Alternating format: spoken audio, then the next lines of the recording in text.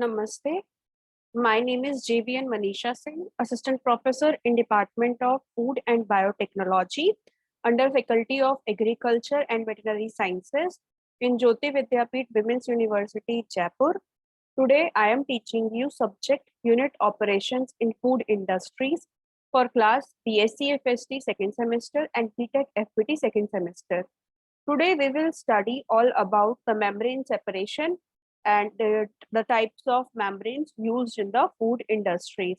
So, first, the question arises in your mind, what is membrane?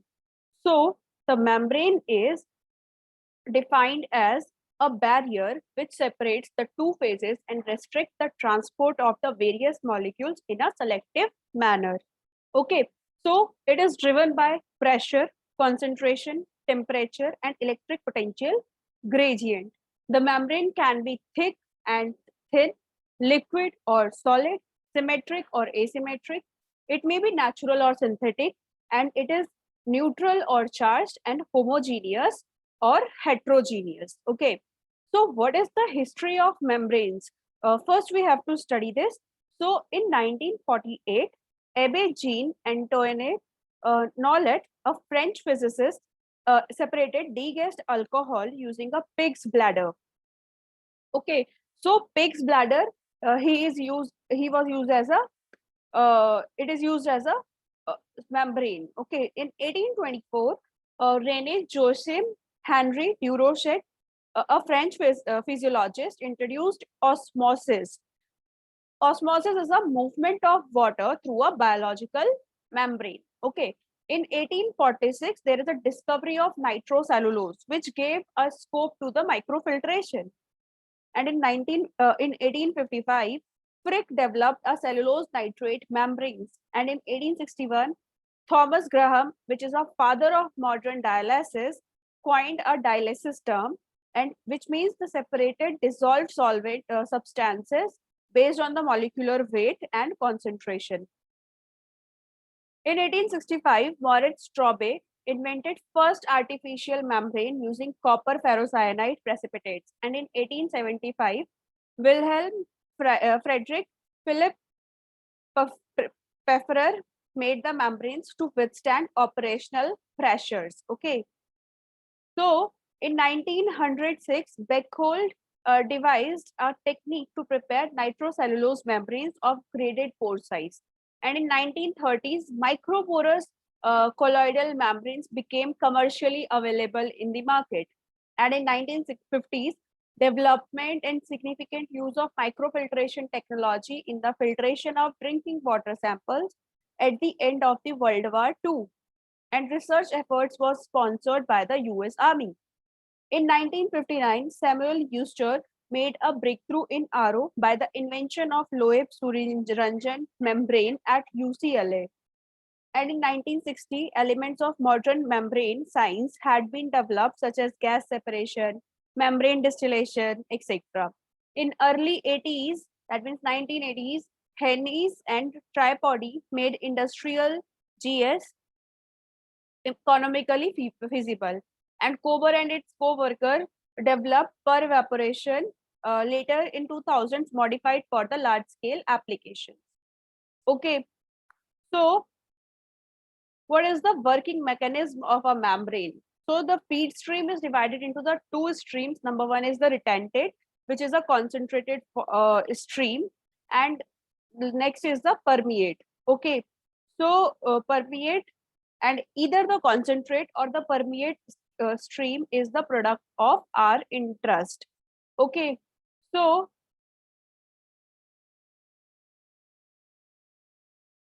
membrane separation by the pressure driven, it may be a RO, NF, ultrafiltration, microfiltration, MBR, etc. And by thermal driven, that may be a membrane distillation.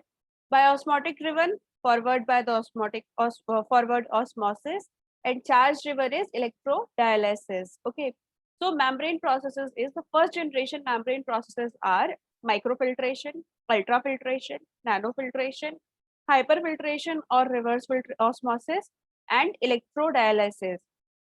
And second generation membrane processes are the gas separation, per evaporation, and membrane distillation. These are the second stage of second generation of membrane processes. Okay, so there are two generations in the membrane, 1 and 2, and that are likewise. Okay, then we are studying first the first generation, which is the microfiltration. Microfiltration separates the suspended solids and some colloidal materials from a feed stream, and the concentrate requires a periodic removal or cleaning to prevent the eventual plugging of the membrane feed passage ways. Pore size is 0.1 to 10 microns and pressure difference is approximately 10 to 500 kilopascal. Okay, next is the ultrafiltration, and ultrafiltration basically separates the colloidal material, emulsified oils, microbiological materials, and large organic molecules. Okay, somewhat it is dependent on the charge of the particle and it is much more concerned with the size of the particle. Pore size range of the ultrafiltration is 10 to 1000 Armstrong or 10 to the power 3 minus 2.1 microns, and most typically 0.005 microns. Okay, and the pressure difference is approximately 0.1 to 1 megapascal, typically not effective at separating the organic streams. Okay, so the next is nanofiltration. Nanofiltration is used when low molecular weight solutes such as inorganic salts, small organic molecules like glucose, sucrose has to be separated. That uses a membrane that is partially permeable to perform the separation like in RO, but NF pores are greater than RO pores. Okay, that means the nanofiltration pores are greater than the reverse osmosis pores, and it can be evaporated at much lower pressures and pass some of the inorganic salts due to the larger pore size. And pore size is typically 1 nanometer and the pressure difference is 10 to 20 bar. Next is the reverse osmosis, or you can say it's a hyperfiltration process, and RO is specifically used for separation of the dissolved ions from the water. That means the dissolved solids, bacteria, viruses, salts, proteins, and other germs, and charged ions and all other materials greater than or equal to 0.001 microns.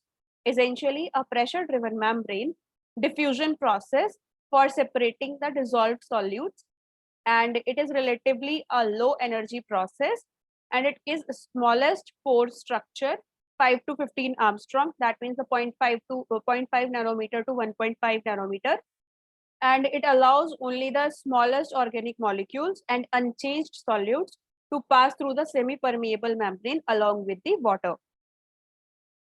Okay, more than 95 to 99% of organic salts and charged organic will also be rejected by the membrane due to the charge repulsion established at the membrane surface.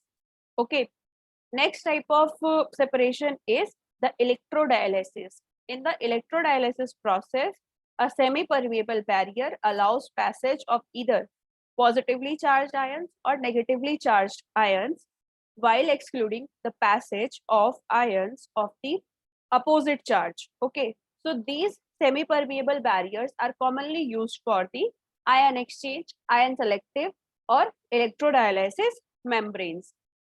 Next type of membrane separation is the gas separation, and it is used for the separation of gas mixtures, and separation of gases is due to their different solubility and diffusivity in the polymer membranes, and the rate of permeation is proportional to the pressure differential across the membrane, solubility of a gas in the membrane, and diffusivity of the gas through the membrane, and it is inversely proportional to the membrane thickness. Driving force is the here is the concentration difference, and pore size is less than 1 nanometer, and examples is palladium membranes used for the hydrogen separation. Okay, next is the pervaporation or PV. It is used for the separation of miscible liquids, and liquid is maintained at atmospheric pressure on the feed side of the membrane, and permeate is removed as a vapor because of a low vapor pressure existing on the permeate side. And it differs from all other membrane processes because of the phase change of the permeate, and transport is effected by maintaining a vapor pressure gradient across the membrane.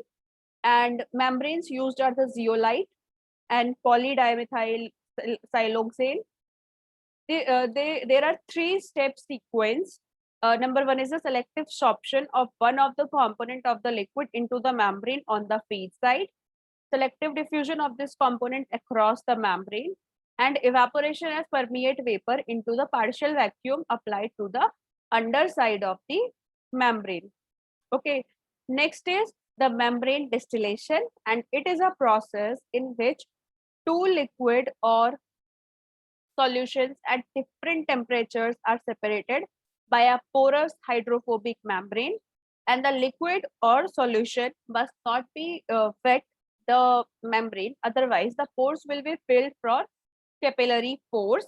And membrane distillation is a type of low temperature reduced pressure distillation due at the used porous hydrophobic polymeric membranes. Okay, so such transport occur in a sequence of three steps. Number one is the evaporation on the high temperature side, transport of vapor molecules through the pores of the hydrophobic porous membrane, condensation on the low temperature side, and it is one of the membrane process in which the membrane is not directly involved in separation. The only function of the membrane is to act as a barrier between the two phases. Selectivity is completely determined by the vapor liquid equilibrium involves. This means that the component with the highest partial pressure will show the highest permeation rate. Okay, so materials used are the synthetic polymeric membranes that are the hydrophobic or hydrophilic in nature.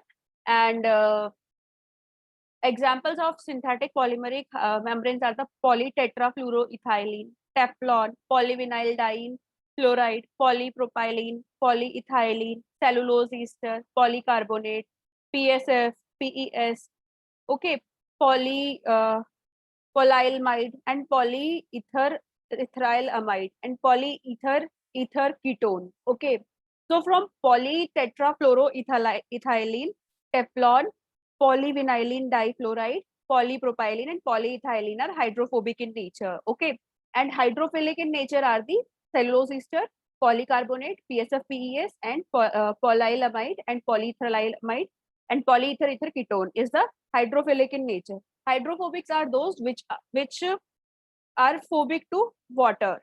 Okay, which have a phobia from water, and hydrophilic are those which loves the water, which wants to come in contact with the water. Okay, next is the ceramic membranes. Examples are the alumina, zirconia, titania, and silicon carbide.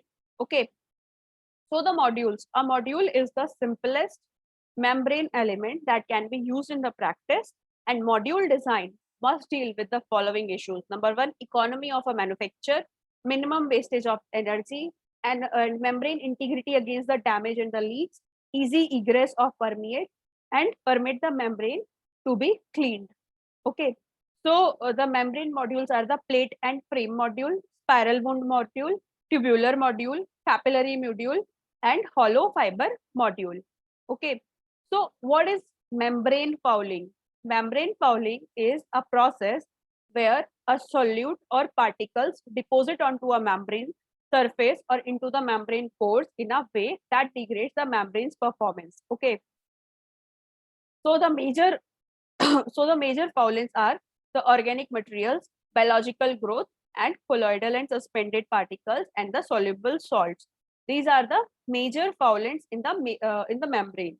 And influential factors are the membrane properties and the solution properties and the operating conditions. Okay, so what are the methods to reduce the fouling? So you can pre-treatment of feed solution and membrane properties and the module and process conditions and cleaning. Okay, Cleaning, all these parameters can be done by the hydraulic cleaning, mechanical cleaning, and chemical cleaning. Okay. Cleaning is done by the hydraulic cleaning, mechanical cleaning, and chemical cleaning. And these are the methods to reduce the fouling. So what are the advantages of the membrane separation? So there is no specific chemical knowledge is needed for the operation. No complex instrumentation is required. Basic concept is simple to understand. Separation can be carried out continuously. There is not a batch processes there, and membrane processes can easily be combined with other separation processes. Separation can be carried out under mild conditions. Membrane properties are variable and can be adjusted. Greater design flexibility in designing systems, and clean technology with operational ease. Then disadvantages: membranes are relatively expensive. Okay, certain solvents, colloidal solids, especially graphite and other residues, can quickly and permanently destroy the membrane surfaces. Oil emulsions are not chemically separated, so secondary oil recovery can be difficult. Synthetics are not effectively treated by this method. Biofouling, biofouling or membrane fouling is there. Low membrane lifetime and generally has low selectivity. Now, what is the applications of the membrane separation? Number one is the concentration. The desired component is present in a low concentration and solvent, which has to be removed. Next is the purification. Undesirable impurities have to be removed. Fractionation, a mixture must be separated into two or more desired components. And the future challenges are the development and advancement of the nanomaterials for effective membrane strength and separation, and overcoming the problem of membrane fouling, and to design the membranes for high selectivity. Okay. So from this session, various questions may be asked in your final exams. For example, what is membrane separation? What are the advantages and disadvantages of membrane separation? Its applications in food industries, and explain the different types of membranes used in the food industries. Likewise, questions will be asked in your final exam, so explain accordingly. In your answers, you must include the pore size and the pressure and the factors affecting the membrane separation. These points must be included in your answers, so you will get the full marks. And thank you so much for watching this session. I hope it is clear to all.